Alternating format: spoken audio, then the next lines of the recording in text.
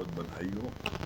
और आज कृष्ण भगवान का आज उनका हुआ है, तो उनकी लीला बताना जरूरी है कि भगवान कृष्ण जो है कैसे भक्तों के जो जैसे बसता है वैसे नंगे पैर उसके लिए दौड़ के आते हैं।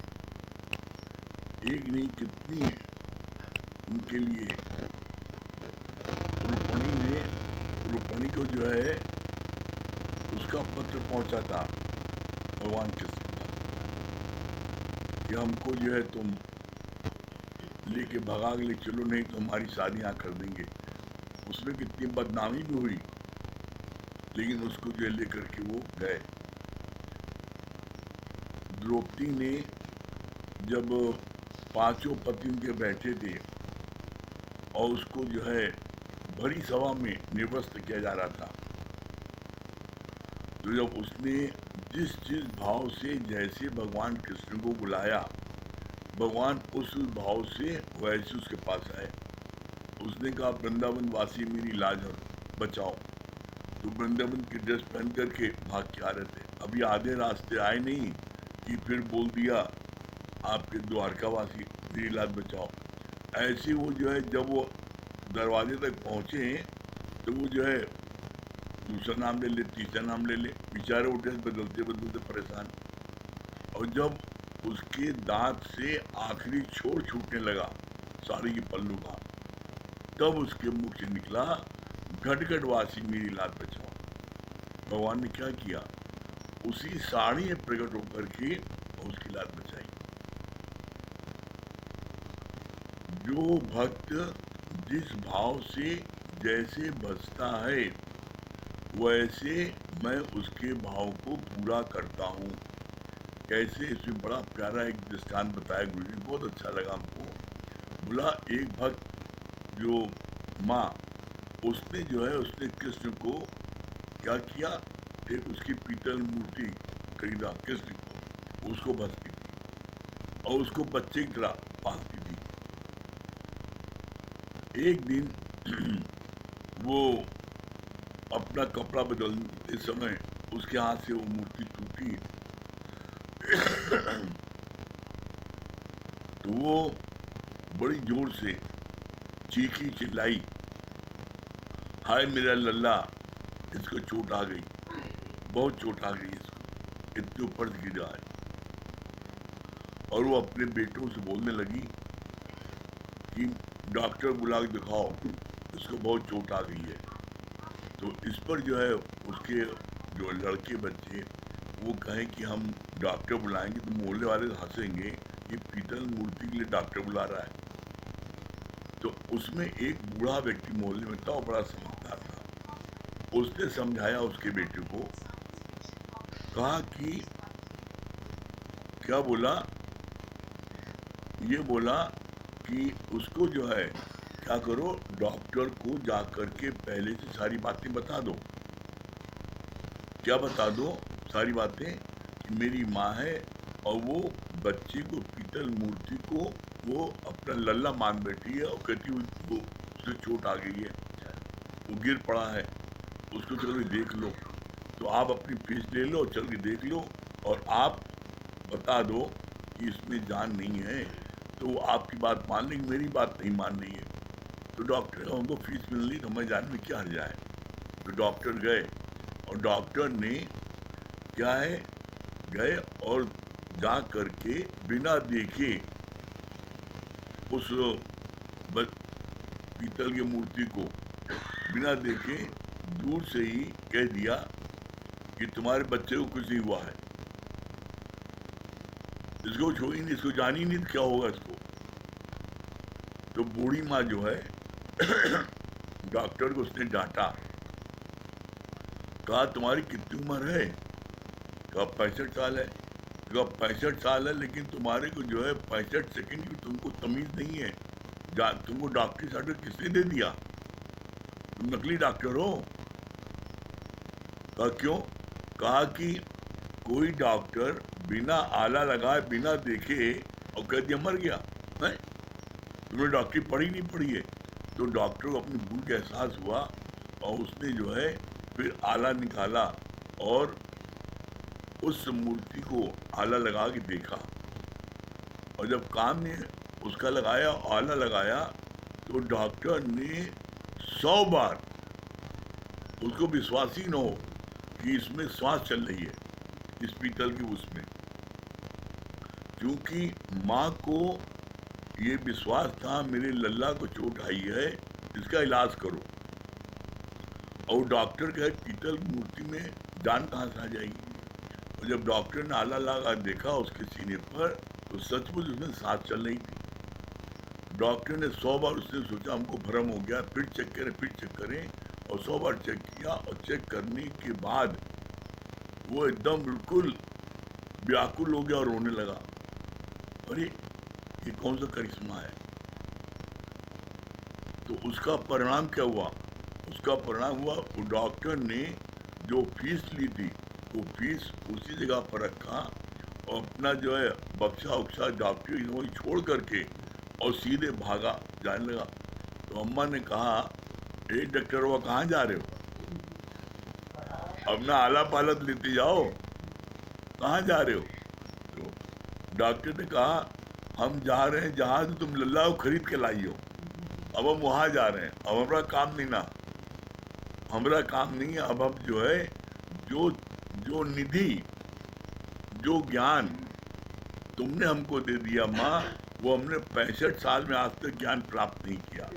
तुमने जो ज्ञान हमको दे दिया, तो अब हम वही लल्ला जहाँ से लल्ला खरीद के लाई हो, अब हम उनकी शरण जा रहे हैं। और उसने डॉक्टर की छोड़ करके चला गया मथुरा कि जो हम लल्ला के पास जाएं। तो यहाँ पर कहने का सिर्फ इतना अभिप्राय है, भगवान कृष्ण को जिसने जिस भाव से भजा, उसको भगवान कृष्ण ने उसका उसी तरीके से उसका उन्होंने साथ दिया, उसकी समस्या हल की।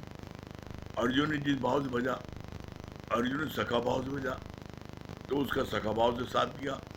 सखा भाव में अर्जुन का रथ भी हाँका, और सखा भाव में जो है सारी बातें अर्जुन को बताई। अर्जुन ने सैकड़ों प्रश्न किए। गीता बनी क्या है, कभी आपने ध्यान दिया है? पूरी गीता प्रश्न उत्तर की है, पूरी गीता को आप ध्यान से पढ़ो, तो उसमें अर्जुन ने प्रश्न किया है और कृष्ण भगवान ने जवाब दिया है। तो वहाँ पर लिखा है अर्जुनो वाक्य, और जो कृष्ण ने जवाब दिया है तो लिखा है भगवानो वाक्य। पूरी गीता में प्रश्न ऐसे उत्तर। यहाँ पर कोई व्यक्ति से अगर आप 4 प्रश्न करो तो इरिटेट होता, गुस्सा जाता है। भगवान कृष्ण नहीं गुस्साए, और जब जब भी उन्होंने जवाब दिया, कैसे जवाब दिया? मुस्कुराते हुए जवाब दिया। युद्ध के मैदान में भी मुस्कुराते हुए जवाब दिया। जब भगवान कृष्ण से अर्जुन ने, आप देखो कैसे प्रश्न, उसमें आदमी मारने लगे प्रश्न करने वाले को। अर्जुन, इतना महाभारत का युद्ध होने लगा, जब दोनों सेनाएं आमने सामने आ गई, तब अर्जुन जो है भगवान कृष्ण से कह रहा है और निर्णय सुना रहा है, क्या कि मैं युद्ध में अपने भाइयों को, अपने सगे संबंधियों को मारूंगा, इन सब को मारूंगा तो वर्ण संघार औलाद पैदा होगी, वर्ण संघार औलाद पैदा होगी, मेरे पर कलंक लगेगा है। इससे भैया, इससे अच्छा, और मैं खून से सने हाथों से मैं राज्य करूं, मैं ऐसा राज्य नहीं करना चाहता हूँ। इससे अच्छा मैं समझता हूँ भीख मांग कर गुजारा बसर कर लूँ, लेकिन मैं इनको नहीं मारूंगा। और मेरे पैर कांप रहे हैं, मैं खड़ा नहीं पा रहा हूँ, मेरे हाथ कांप रहे हैं, मेरे होंठ फड़फड़ा रहे, आंखें फड़फड़ा रही हैं, और मैं खड़ा नहीं सकता, और मैं युद्ध नहीं करूंगा। ये वर्डिंग है। अर्जुन ने अपने अहंकार के कारण कभी भगवान कृष्ण की बात नहीं मानी। सीधे में हर बात में अपना निर्णय सुनाया है पहले, और कहा मेरा ओठ फड़फड़ा रहा है, आंख फड़फड़ा रही है, मुझसे खड़ा नहीं हो जा रहा है, और मैं युद्ध नहीं करूंगा, ये बोला है। तब भगवान कृष्ण ने, देखो ऐसा मूर्खाधिराज है, सामने सेना खड़ी है, अब कह रहा मैं युद्ध नहीं करूंगा। अरे भाई युद्ध नहीं करना तो पहले बोलते, सेना ना आती। अब सामने लड़ाई शुरू होने वाली है और बोला नहीं करेंगे। तब भगवान कृष्ण ने क्या कहा? तब भगवान कृष्ण ने उसकी बीमारी पकड़ी। आखिर उसकी बीमारी क्या है? बीमारी पकड़ी इसको मोह है, मोह है। और इसका मोह जाएगा कैसे? जिनके प्रति इसका मोह है उनके बारे में जब बताएंगे कि ये लोग जिनके लिए तुम मोह में अपने वैसे वाक्य बोल रहे हो, यही लोगों ने तुम्हारे लिए उनके प्रति क्या भावना है। जब बोला भगवान कृष्ण ने क्या कहा? कहा तुम जिनके मोह में अंधे हो गए हो और कर मैं युद्ध नहीं करूंगा, मैं भीख मांगे गुजारा बसर कर लूंगा, यही लोग, यही तुम्हारे भाई तुमको अच्छाग्रह में, तुमको जल अच्छाग्रह में तुमको जिंदा जला रहे थे। अगर विदुर की नीति न होती, विदुर ने बना करके वो जो सुरंग बना के तुमको ने निकाला होता, तुम वहां जिंदा जल गए होते। फिर बोला तुम्हारे भीष्म को जहर किसने दिया था? तुम्हारे भाइयों ने दिया था। तुम्हारा राज्य पूरा मिलना था और पूरे राज्य न मिल करके दुर्योधन क्या बोल रहा है तुम्हारा भाई? मैं सुई की नोक के बराबर भी जगह नहीं दूंगा बिना युद्ध करे। तुम्हारा हक तो पूरे राज्य में हो रहा है। जो कंडीशन लगाई थी पूरी कंडीशन तुम लोगों ने पूरी की, उसके बाद भी नहीं दे रहा रहेगा। तुम्हारे साथ वो अत्याचार कर रहे हैं और तुमको वो मारने के लिए तिके मौका पाए तो मार दें, और तुम उनके लिए ऐसी हमदर्दी रख रहे हो। तुमको नहीं मारोगे, मत मारो, लेकिन वो तुमको मार देंगे। और तुम इस युद्ध से भाग रहे हो, मालूम क्या होगा? युद्ध से भाग रहे हो तो तुम्हारे को जो सूरवीर होते हैं उनका जो है अपमान मौत से बढ़कर होता है। कई लोग तुमको जो तुम्हारी बहादुरी के गीत गाते हैं, लोग कहेंगे अर्जुन डरपोक था, अर्जुन युद्ध भूमि से भाग गया पीठ निकाल करके, अर्जुन जो है भगोड़ा है, अर्जुन नापुंसक है। जब ऐसी ऐसी गालियां बकेंगे, बोला उस समय तुम्हारा क्षत्रिय खून खौलेगा और उस समय तुम युद्ध करने के लिए दौड़ोगे। तब उस समय युद्ध धर्म तो नहीं होगा, उस समय होगा तुम्हारे अहंकार की। तो भगवान कृष्ण देखो कितने धैर्य रख करके अर्जुन के हर एक प्रश्न का जवाब दे रहे थे, कभी इरिटेट नहीं हुए और अर्जुन को सही समझ दी। और अर्जुन को इतनी बड़ी महाभारत हुई, राज्य जिताया, सब कुछ किया, तो क्या अर्जुन से कुछ लिया एक भाई पैसा? नहीं लिया ना। तो भगवान कृष्ण का ये था, इसीलिए उनको बोलते हैं 16 कला के। वो मर्यादा जो ऊपर थे, राम जो है वो मर्यादा के अंतर्गत थे, लेकिन कृष्ण ने मर्यादा से ऊपर। क्यों? रुक्मिणी को लेके भागे मंदिर से। अब किसी की शादी लड़की होने जा रही है कल, आवाज देके भाग जाओ तो दुनिया बदनामी होगी ना, लोग कभी कि बड़ा भगोड़ा था ये। और लोगों ने कृष्ण को बहुत लांछन लगाए ही कृष्ण के लिए। तो कृष्ण का मतलब क्या है? कृष्ण में आकर्षण। कृष्ण ने कभी भी ये नहीं देखा कि इसमें मेरी बदनामी होगी, लोग इसमें मेरे को ऐसा कहेंगे, जिसको जो कहना कहे, लेकिन मैं अपने भक्तों की पुकार पर नंगे पैर दौड़ा जाता हूँ और जो जिस भाव से बसता है मैं उसकी मन की मुराद को, उस भाव को पूरा करता हूँ। ये भगवान कृष्ण का ये प्रतिज्ञा थी।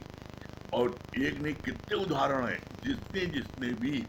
अब देखो ना, उस बूढ़ी माँ ने अपना लल्ला मान लिया कि मेरा छोटा बच्चा है, गिर गया है, इसको दिखाओ डॉक्टर को। डॉक्टर जो है वो डॉक्टर छोड़ दिया कि उस पीतल मूर्ति में जान आ गई। जो जिस भाव से भसता है मैं उसको उस रूप में दिखाई पड़ता हूँ, उस रूप में उसको प्राप्त करता हूँ। ये भगवान कृष्ण का था। तो ऐसे में लोग कहते हैं भगवान कृष्ण की आज वो पैदा नहीं हुए, आज वो प्रकट हुए। प्रकट होने में और पैदा होने में फर्क है। पैदा होता है जीव, ब्रह्म पैदा नहीं होता। जीव पैदा होता है, माँ के गर्भ में 9 महीने यातना सहता है। माँ का गर्भ जो है सबसे बड़ा नर्क है। वहाँ क्या है, मलमूत्र और क्या है, उसमें वो जो है 9 महीने वहाँ पर यातना सहता है और रात दिन भगवान से प्रार्थना करता है, हे प्रभु मुझको इस नरक से निकालो, मैं रात दिन तुम्हारा ही भजन पूजन करूंगा। और कृष्ण क्या है, कृष्ण प्रकट हुए। प्रकट होने में क्या होता है, जैसे आप इस कमरे के बाहर निकले, आप वहाँ प्रकट हो गए। कितना, आधा मिनट लगा। तो बोला भगवान कृष्ण प्रकट, और प्रकट कब होते हैं,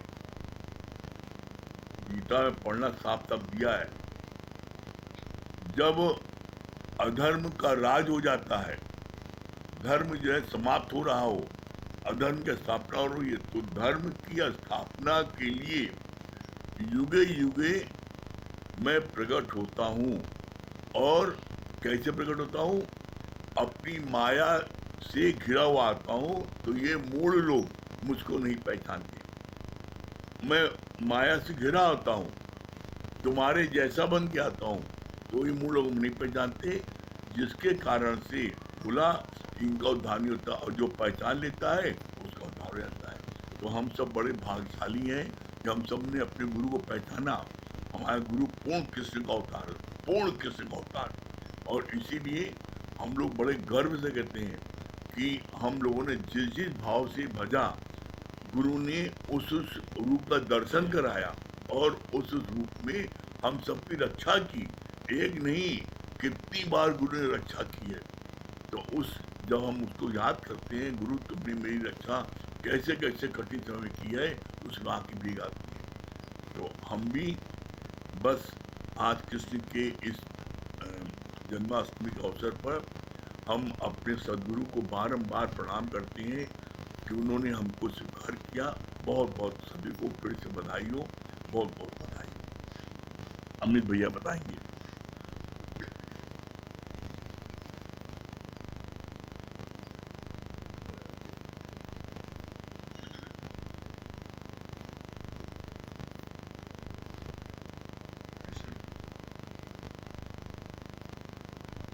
सभी गौरियों, देखिए जो उसकी हाँ में रखता है, हाँ उसी को मिलता है खाना। सभी को जन्माष्टमी की बहुत बहुत शुभकामनाएं। और देखिए सबसे इम्पोर्टेंट बात जैसे भी बताई ना, कहा कि जड़ चेतन सब में मैं ही तो व्याप्त हूँ। जैसा बोला ना कि जो परमात्मा को जिस भाव से बचता है, भगवान उसी भाव में उसको प्रकट होकर दिख जाता है। क्यों? क्योंकि हर चीज़ में तो परमात्मा विद्यमान है। फिर भगवान ने क्या बोला? भगवान ने कहा कि परमात्मा को तुमसे चाहिए क्या? परमात्मा भाव का ही तो भूखा है, और उसको तुमसे क्या चाहिए? तो भगवान बहुत अच्छा बोल रहे थे, कहा कि देखो कि तुम प्रसाद के लिए हलवा भी बनाते हो और उसमें भाव भगवान का रख देते हो, तो देखो कितना अच्छा प्रसाद बन जाता है, कितनी तृप्ति मिल जाती है खाने पे। फिर कहा इसी प्रकार तुम भोजन है, भोजन में किसका भाव रखते हो? अगर तुम परमात्मा का भाव रख के भोजन बनाते हो तो कितना स्वादिष्ट भोजन बन जाता है। कहाँ सोचो, एक मूर्ति में भी तुम भगवान का भाव रखते हो तो उस मूर्ति में भी तुमको भगवान दिखता है, प्रकट हो जाता है, जैसा भी उसके लिए माँ के लिए बताया ना। तो कहा इसी प्रकार देखो जितने भी भक्त हुए तो उनका भाव परमात्मा के प्रति कितना शुद्ध था, तभी तो परमात्मा उनके अंग संग हर समय रहता था। जैसे बात हो रही थी ना राधा जी की, कि राधा के हाथ में चोट लगी थी और उनका जो घाव था वो भर नहीं रहा था, बहुत दिनों तक उनका घाव नहीं भरा। तो कई गोपियों ने पूछा कि क्या कारण है, तुम्हारा घाव क्यों नहीं भर रहा? तो वो बोलते थे नहीं कुछ नहीं है, ठीक है। कहे नहीं कोई तो कारण है। तो बहुत पूछने पे उन्होंने क्या बताया? उन्होंने बताया कि एक बार कान्हा का नाखून मेरे हाथ पे लग गया था, जिसकी वजह से ये घाव हो गया था। तो वो क्या करती थी, वो उस घाव को नहीं भरने देती थी, और उस घाव को वो रोज कुदेर देती थी, जिससे कि वो घाव हरा भरा बना रहे। तो कहा कि देखो, इस घाव को देख करके मुझे महसूस होता है कि मेरा कान्हा मेरे पास है। वो तो नहीं है, लेकिन उसका घाव तो मेरे पास है। तो आप सोचिए कि भक्तों की भाव की पराकाष्ठा सोचिए कि भक्त उस घाव से भी प्रेम कर रहा है, भगवान के द्वारा दी हुई पीड़ा से भी प्रेम कर रहा है, और हम भगवान के प्रति भी अपना भाव सच्चा नहीं रख पा रहे। तो अब आप सोचो कि कमी किसकी है। फिर आप देखिए, दूसरा उदाहरण बोला मीरा का। कहा देखो, मीरा ने जब से जीवन में कृष्ण को अपना पति माना, तो किसी को क्या अपने जीवन में एंट्री दी क्या? यहाँ तक कि विष के प्याले में भी उन्होंने भगवान को ही महसूस किया और उसको भी ग्रहण कर लिया। तो क्या बोला? कहा कि देखो, उन्होंने अपने जीवन में फिर किसी को भी एंट्री नहीं दी। तुम देखो, अभी अपने जीवन में कितनों को एंट्री दे के बैठे हो, कहाँ कहाँ तुम्हारा भाव डगमगा जाता है। फिर भगवान ने क्या बोला? कहा कि मीरा के प्रति एक व्यक्ति मोहित हो गया था, वो उससे विवाह करना चाहता था। उसने मीरा से प्रस्ताव रखा, कहा मैं तुमसे विवाह करना चाहता हूँ। तो उसने क्या बोला? उसने कहा ठीक है, मेरी एक शर्त है। तो कहा ठीक है, तुम्हारी सारी शर्तें मंजूर हैं। कहा नहीं, पहले शर्त सुन तो लो। तो क्या बोला? कहा मेरी पहली शर्त है कि जब मैं खाऊं तो तुम मत खाना। कहा मेरी दूसरी शर्त है, जब मैं सोऊं तो तुम मत सोना। और कहा मेरी तीसरी शर्त है कि जब मैं चलूं तो तुम मत चलना। तो कहा ये कैसी बेतुकी शर्त है, ये तो कोई शर्त नहीं है। कहा नहीं, मेरी यही शर्त है। तो कहा कि मेरा कान्हा मेरे लिए ये सब करता है, तो अब तुम ये बताओ कि तुम्हारे लिए उसको मैं कैसे त्याग दूं। तो देखो, उसका भाव उस परमात्मा के प्रति शुद्ध था ना। उसने जहर में भी सोचो परमात्मा को ढूंढ लिया। और हम लोग ऐसे अभागे हैं कि हम भगवान के द्वारा बनाए हुए व्यक्ति में भी परमात्मा नहीं देख पाते हैं। फिर भगवान ने तीसरा उदाहरण बताया सूरदास का। कहा देखो, सूरदास जी थे तो वो एक बार एक गड्ढे में गिर पड़े। तो जब वो गड्ढे में गिर पड़े तो भगवान ने देखा कि मेरा भक्त गड्ढे में गिर पड़ा है, अब इसकी कोई मदद करने वाला नहीं है। तो भगवान ने एक बालक का रूप धर के वो आए और उस गड्ढे से सूरदास जी को बाहर निकाला। तो जब गड्ढे से बाहर निकाला तो सूरदास उस बालक का हाथ पकड़ने की चेष्टा करने लगे। तो उस बालक ने क्या किया? वो बालक हंसा और उनसे दूर जा कर के खड़ा हो गया। तो सूरदास जो संत थे, उन्होंने क्या बोला? उन्होंने कहा कि देह रूप में तो कान्हा तुम उससे दूर जा सकते हो, लेकिन जो मैंने अपने हृदय की बागडोर से तुमको बांध रखा है, तुम उससे दूर नहीं जा सकते। तो भगवान ने देखिए, भक्तों ने कैसे कैसे भगवान को देखो खींचा, उनके भाव ने उनको कैसे अपनी तरफ आकर्षित किया। तो हम देखें कि हमारा भाव परमात्मा के प्रति कितना शुद्ध है। फिर भगवान ने क्या बोला? कहा कौन कहता है दीदार नहीं होता, कौन कहता है दीदार नहीं होता, आदमी खुद ही तलबगार नहीं होता। तो हमारी कमी है, कमी उसकी नहीं है। और फिर भगवान ने बोला है ना कि मन अपने की करो सफाई और तभी देवेगा प्रीतम दिखाई। तो तुम अपने मन की तो सफाई करो, भगवान कहाँ पर आके विराजमान होगा? जब तुम्हारा हृदय पाक साफ होगा, पवित्र होगा, तभी तो भगवान उसमें आगे विराजमान होगा। और कितनी मतलब अद्भुत बात है कि हमारे सामने तो एक से एक उदाहरण है। देखिए, गुरु गोविंद सिंह जी का उदाहरण चलता है ना, कि वो गुरु गोविंद सिंह अपने घोड़े पे सवार होकर कहीं जा रहे थे, तो उनका घोड़ा बार बार जिधर वो मोड़ना चाह रहे थे नहीं मोड़ रहा था और दूसरी दिशा में मुड़ जा रहा था। वो कई बार कोशिश कर रहे थे, लेकिन कई बार कोशिश करने के बाद भी उनका घोड़ा नहीं मोड़ रहा था। तो उनके मन में क्या भाव आया? उन्होंने सोचा कि चलो, जहाँ ये मुझको ले जाना चाहता है, आज वहीं जाके देख लेते हैं। तो वो थोड़ी दूर घोड़ा दौड़ करके एक स्थान पर रुक गया। तो उन्होंने क्या देखा कि वहाँ पर सड़क पर एक भक्त खून से सना हुआ उस सड़क पर लोट-पोट रहा है और भगवान से गुहार लगा रहा है, कह रहा है, हे मेरे प्रभु, मेरे भगवान, मैं आने में सामर्थ्यवान नहीं हूँ, लेकिन तुम तो सामर्थ्यवान हो, तुम तो अपने भक्त का मान रख सकते हो, तुम तो उसकी पुकार को सुन सकते हो। और वो जोर जोर से विलाप कर रहा है और परमात्मा से आग्रह कर रहा है। तभी वो पलट के देखता है कि गुरु गोविंद सिंह उसके पीछे खड़े हैं। तो वो क्या करता है, वो गुरु गोविंद सिंह के पैरों में जा करके गिर पड़ता है और उससे बोलता है कि मेरे प्रभु, मुझको पूरा विश्वास था कि तुम अपने भक्त का मान अवश्य रखोगे, तुम मुझको अवश्य दर्शन दोगे, मैं कृतार्थ हो गया। तो भगवान ने क्या किया, उसको उठा करके अपने हृदय से लगा लिया और गले से लगा लिया।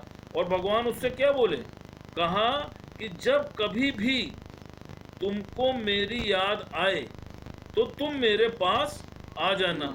और मैं तो यहाँ आने वाला नहीं था, लेकिन तुम्हारे भाव ने मुझको यहाँ स्वतः बुला लिया। तो वो भक्त भी जो था वो बड़ा विश्वासी था। उसने क्या बोला, उसने कहा, आज भी क्या मैं तुम्हारे पास आया हूँ?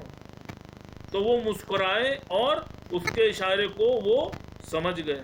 तो भगवान ने बोला ना कि दिल से करे जो भक्ति भगवान को पसंद है, और भगवान अपने भक्त की मुट्ठी में रहते बंद हैं। तो जो अपने हृदय से भक्ति करता है तो भगवान देखिए उसका कभी भी साथ नहीं छोड़ता है, वो हमेशा उसके अंग संग रहता है। बाकी हरि। हाँ शांति जी, आपको बहुत बहुत बधाई हो आपके ग्रैंडसन के लिए।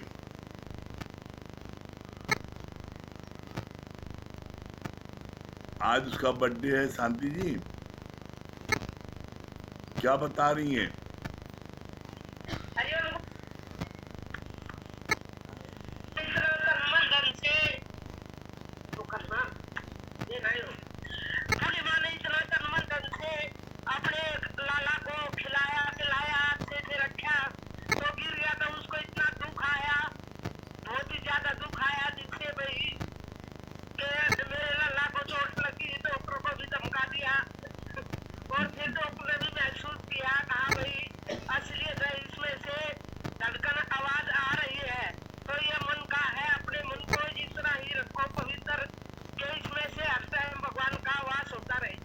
आपका भी लल्ला आया है कृष्ण भगवान के रूप में जो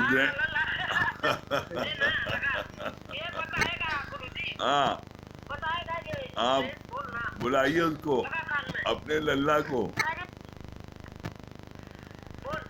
हाँ बोल बोल जल्दी बोल।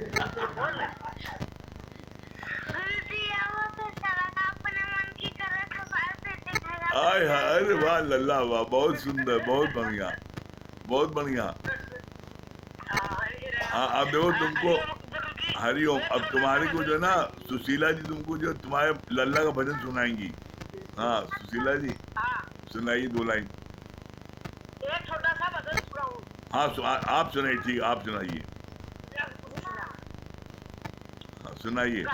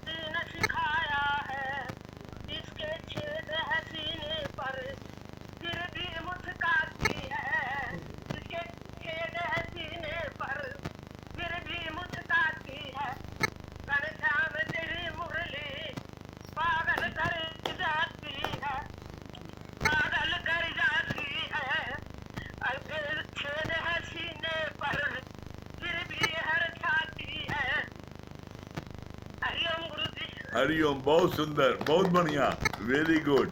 अब देखिए आपका जवाब सुशीला जी देंगी। हाँ, बहुत बहुत बधाई हो भैया आपको। हाँ, सुशीला जी सुनाई दुलाई।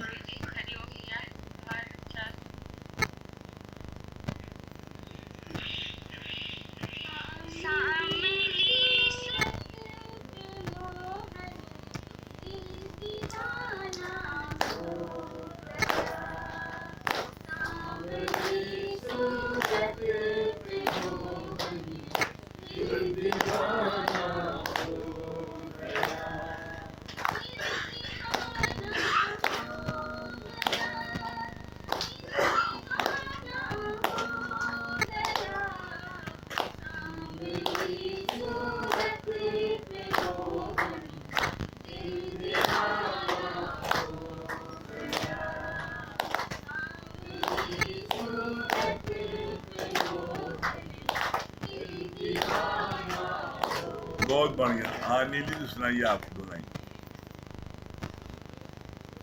हाँ चाचा, हाँ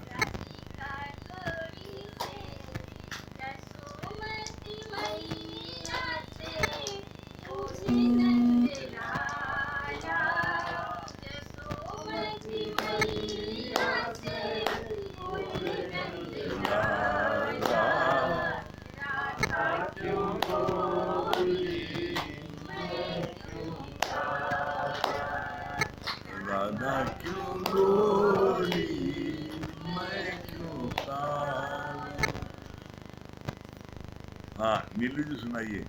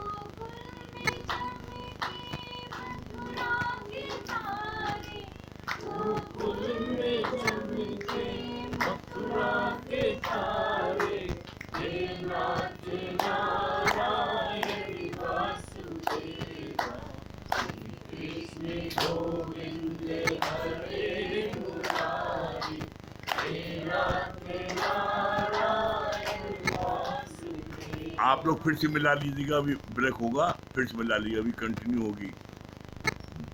गाइए।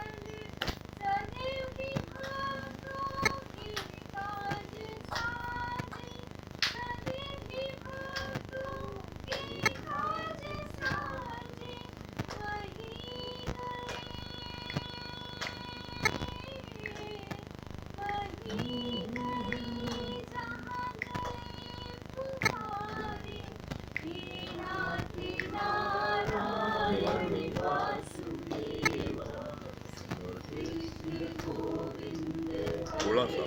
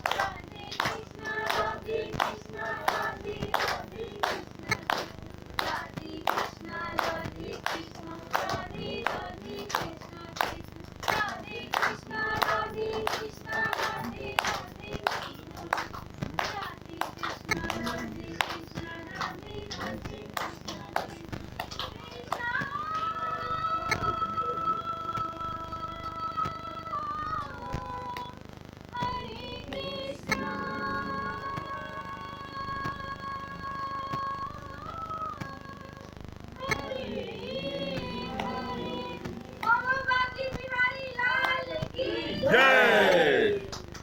हाँ सुशीला जी आप सुना दी पूरा भजन गा रही सुना हाँ मीटिंग फ्री से हुई सर जो आपकी सब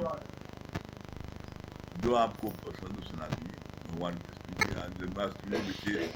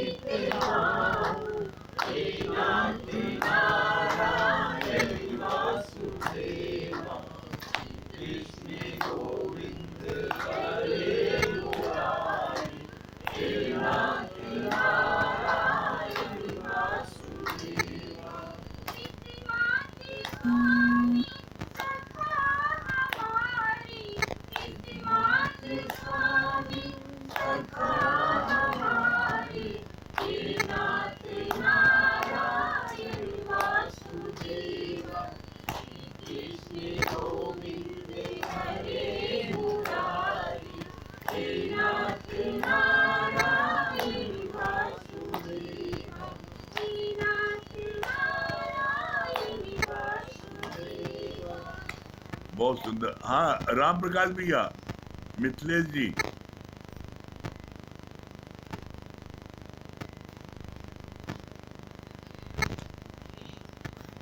हरिओम भैया।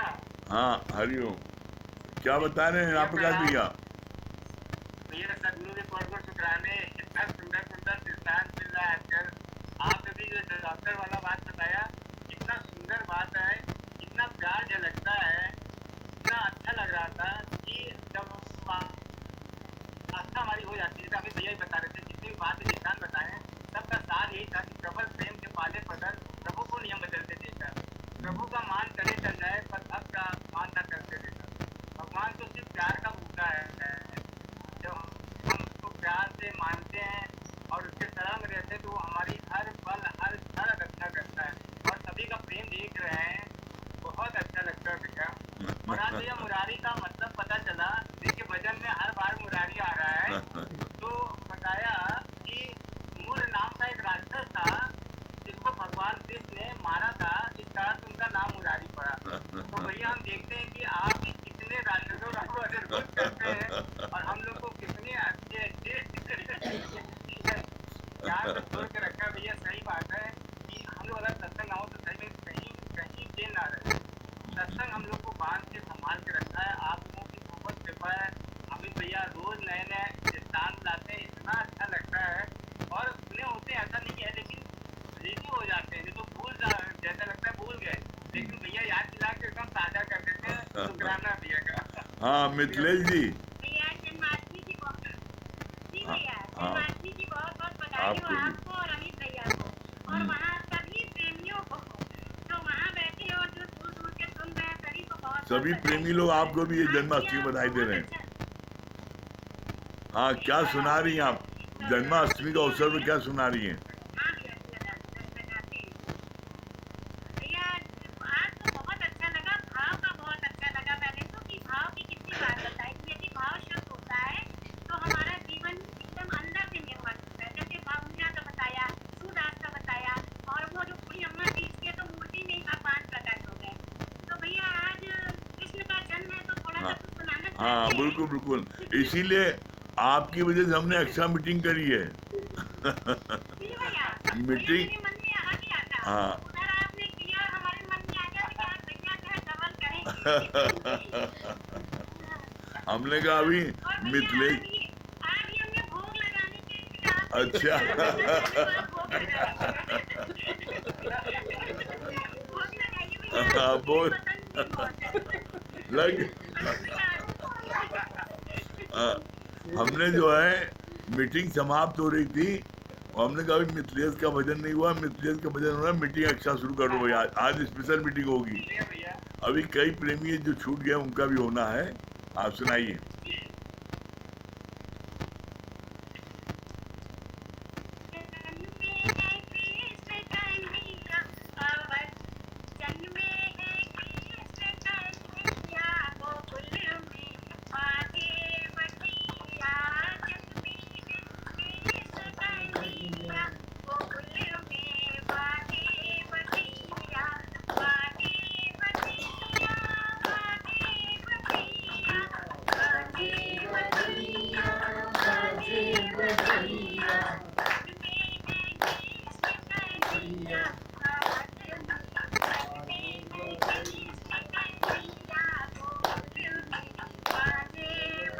भैया कृष्ण का जन्म हो गया है इसलिए हम लोग के मन में बहुत आनंद आ गया है इसलिए दूसरा गाना है ठीक है हाँ आनंद उमंग भई जय कन्हैया लाल की अपने जय कन्हैया लाल जय कन्हैया लाल की हाथी घोड़ा काल की जय कन्हैया लाल की, हाथी घोड़ा काल की। आनंद उमंग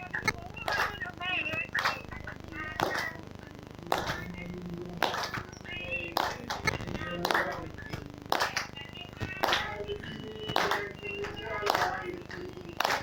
कन्हैया लाल कन्हैया लाल की, हाथी घोड़ा काल की।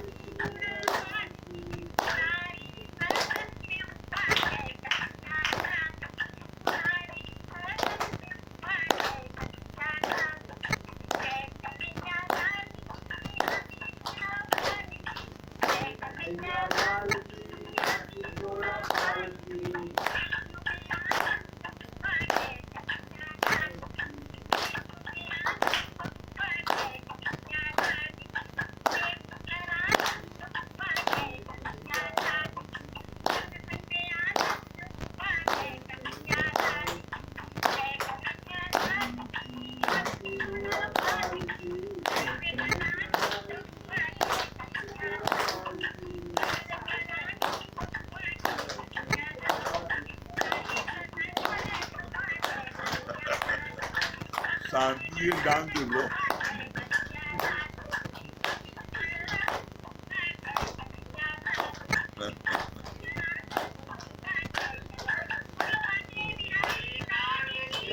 जय, बहुत बढ़िया मिथिलेश जी, वेरी गुड, बहुत बढ़िया। हाँ मीना जी, मीना गुप्ता।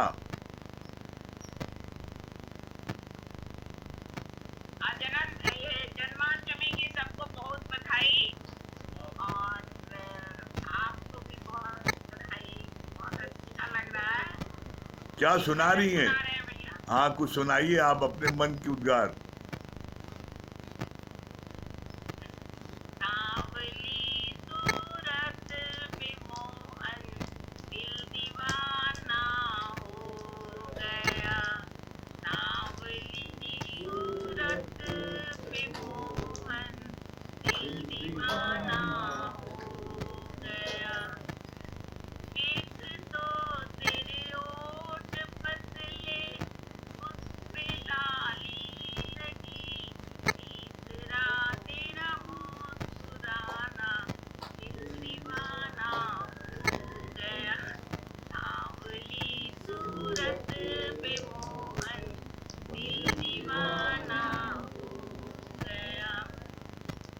एक तो तेरी आँख तिरछी दूसरा काजल लगी। तीसरा तेरे नजर मिलाना दिल दीवाना हो गया। सांवली सूरत पे मोहन दिल दीवाना हो गया।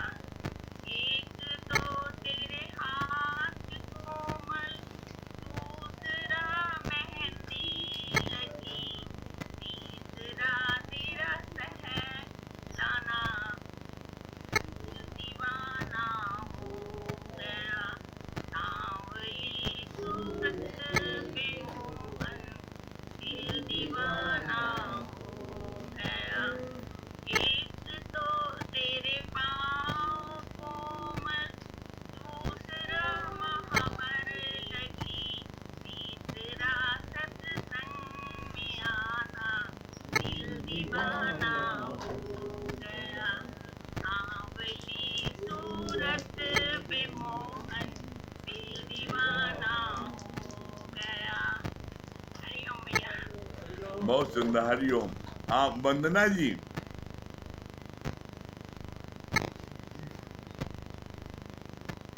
हरिओम हरिओम भैया।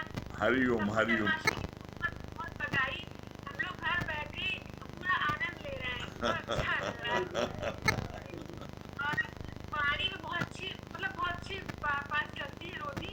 ये लगा कि घर में परिवार में प्यार तो होना जरूरी है, उसके बिना तो रहना पॉसिबल नहीं है।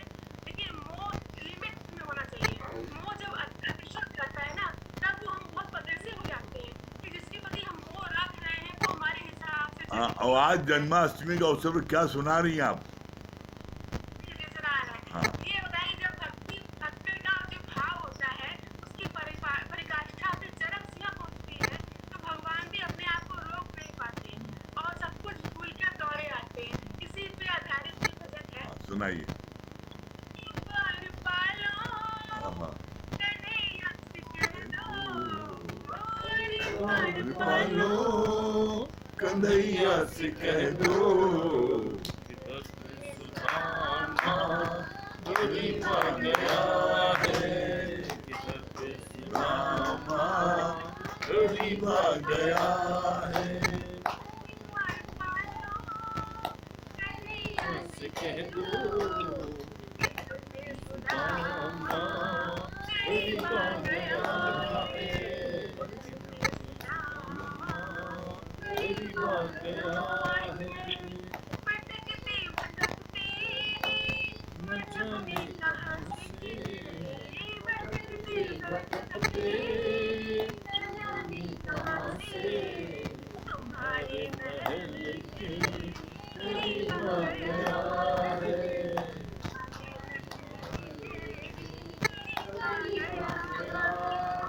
सुदामा जी की हालत कैसी रहती है बताइए। न सिर पे पगड़ी न तन पे जामा, न सिर पे पगड़ी न तन पे है जामा।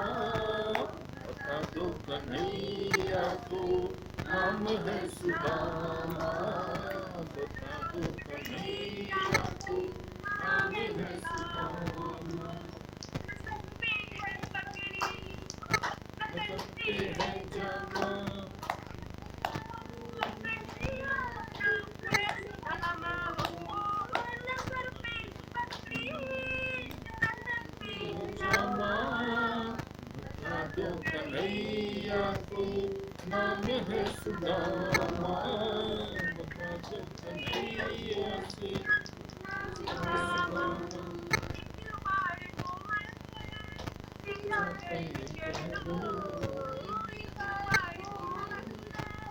जाकर ये कह दो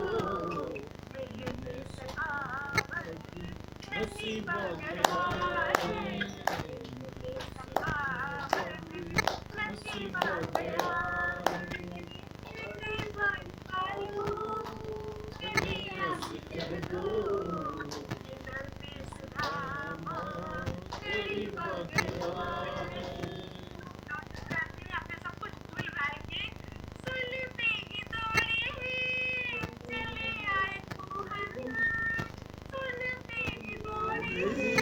चले आए मोहन।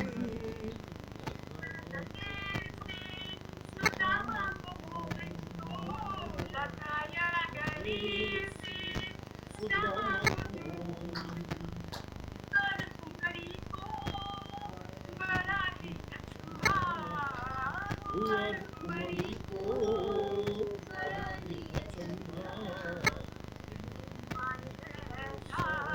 अजीब आ गया अजीब आ गया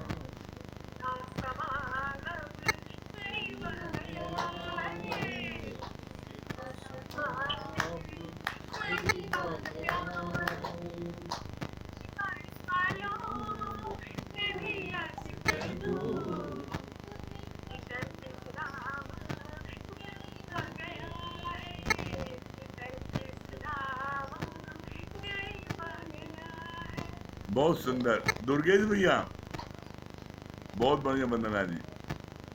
हाँ दुर्गेश भैया दिल्ली। हरिओम गुरुजी। हरिओम। पूजा जी क्या सुना रही हैं? जी गुरुजी, सबको जन्माष्टमी की बहुत बहुत बधाई। बहुत बहुत बधाई आपको भी। जी गुरुजी, हाँ ये बात मतलब अनुभव ये महसूस होता है कि जब हम ज्ञान में नहीं आए थे, गुरु शरण में नहीं आए थे, तो हम सिर्फ मन ही मन श्री कृष्ण भगवान से ये पूछते थे कि काश हमें कोई गुरु मिल जाता, लेकिन गुरु तो कोई मिला नहीं। तो हमने अंत में जाके क्या किया कि हमने हे भगवान, गुरु तो ऐसा आज के जमाने में ऐसा गुरु मिलना मुश्किल है, क्योंकि टीवी में न्यूज में हर जगह ऐसी ऐसी अफवाह आती थी। लेकिन हमने श्री कृष्ण भगवान को ही अपना गुरु माना कि हे प्रभु, मैं आज आपको ही अपना गुरु मानती हूँ। और कैसे वो आपके रूप में मुझे मिले हैं कि मैं बता नहीं सकती। और ये महसूस की जाती है कि सचमुच श्री कृष्ण भगवान, मैं जब भी आपको देखती हूँ, मुझे सिर्फ उन्हीं का ही मतलब महसूस होता है कि मेरे लिए श्री कृष्ण भगवान ही बैठे हैं। और गुरु जी, इसलिए भगवान हाँ क्या सुना रही हैं? कुछ सुना रही हैं? जी गुरुजी। हाँ गुरुजी,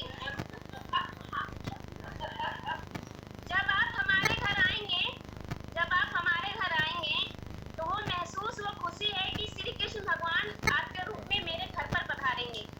तो ये पूजा के मतलब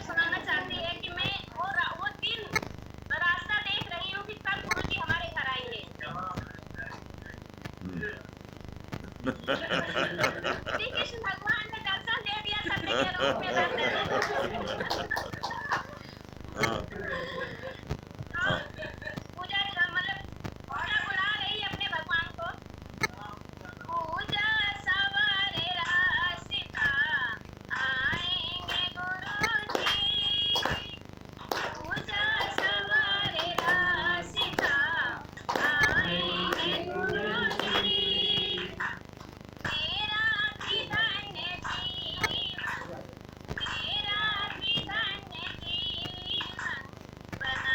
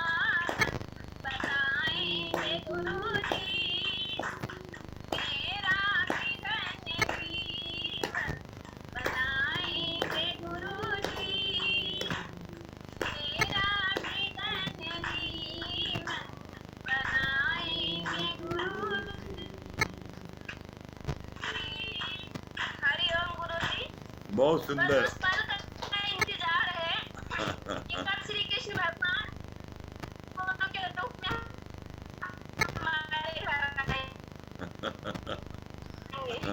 अच्छा, हरिओम हरिओम। हाँ हाँ हाँ सुनैना जी, हरिओम।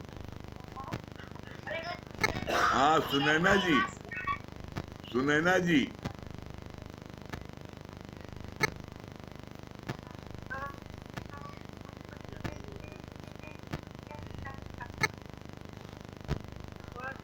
हाँ आज कृष्ण जन्माष्टमी से क्या सुना रही हैं आप?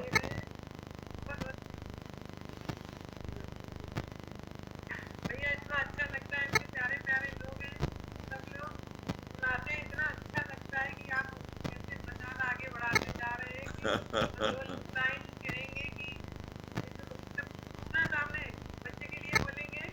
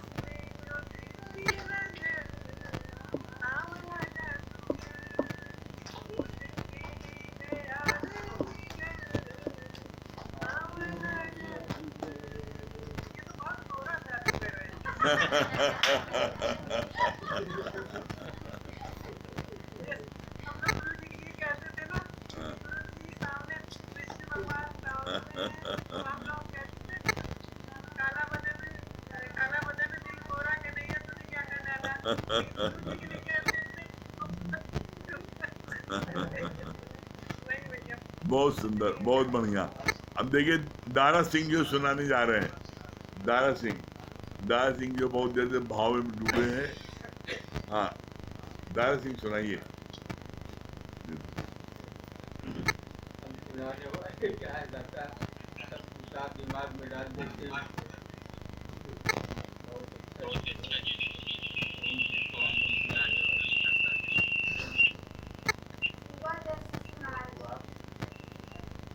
दोनों का बोल रही हैं? सुना देते हैं। हाँ क्या सुनाए, हम नाता बिल हम नाती से रहमत के दाता।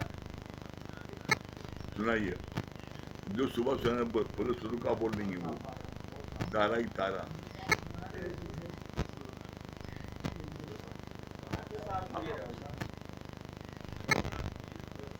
अब घर से निकले, सुनाइए, सुनाओ, टाइम हो रहा है। गम में दिल को शुरू मिलता है, गम में दिल को शुरू मिलता है, यहाँ कुछ न कुछ जरूर मिलता है। ये वो दर है जहाँ दामन फैलाया नहीं करते, यहाँ से अपने क्या गैर भी खाली जाया नहीं करते। पलक दाता के सेवक रहमतों का जाम लेते हैं, पलक दाता के सेवक रहमतों का जाम लेते हैं। वो भवसागर से करते हैं जो दामन थाम लेते हैं। यहाँ पे क्या से इंसा है, लेकिन सतरू का अच्छा है जो उनका नाम लेते हैं। बहुत अच्छा है। हाँ हाँ क्या बता रहे हैं संगीता रानी? संगीता रानी क्या सुना रही हो?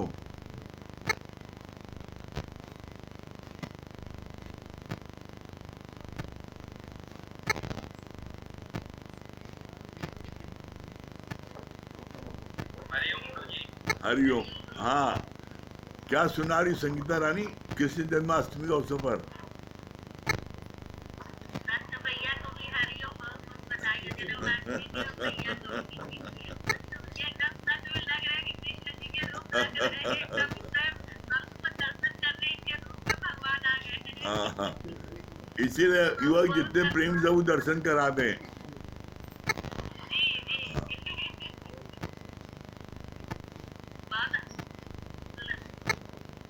बहुत खुशियाँ लेके दिन ये सुहाना आया है,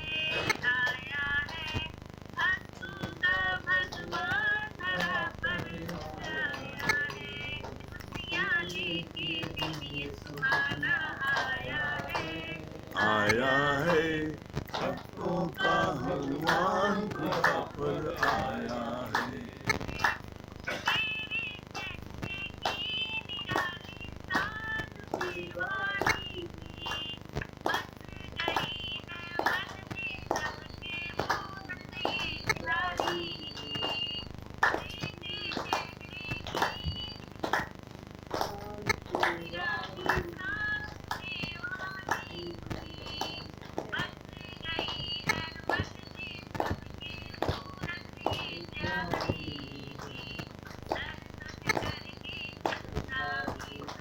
आया है, भक्तों का भगवान खुदा पर आया है। आया है, आया है, भक्तों का भगवान खुदा पर आया है।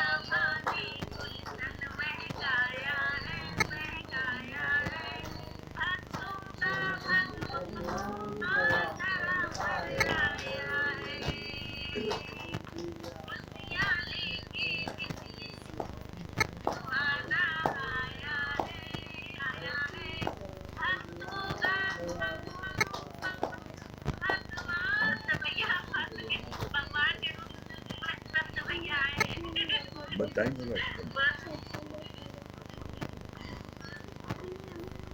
बहुत सुंदर। हाँ, हरिओम। मैं दिए क्या बोल रहे हो? जन्माष्टमी उसमें क्या बता रहे हो? बहुत अच्छी बात है कि गुरु जी की भक्त जो है भगवान को मतलब प्रकट कर लेता है। जैसे भैया ने बताया ना, कोई बालक ने गड्ढे में भगवान को बुला लिया और भगवान दूर खड़े थे, उसको हो गए तो कहा कि ये देव भाव में तुम हम पूछ रहे हो, लेकिन आपके पास मतलब हमारे हृदय से कैसे पूर जाओगे? ये बात बहुत अच्छी लगी। और संत भैया तो आज स्वयं भगवान के रूप लगे।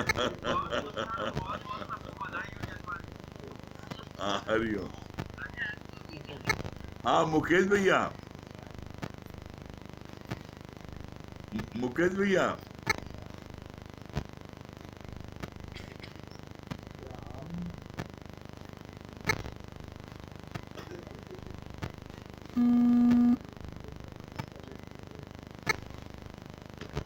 मुकेश भैया, मुकेश भैया, लगता है नेटवर्क नहीं मिल रहा क्या उनका? हाँ, मंगल भैया, हरिओम गुरु जी। हरिओम। हाँ, मंगल भैया, क्या बता रहे? श्री कृष्ण भगवान की जय हो।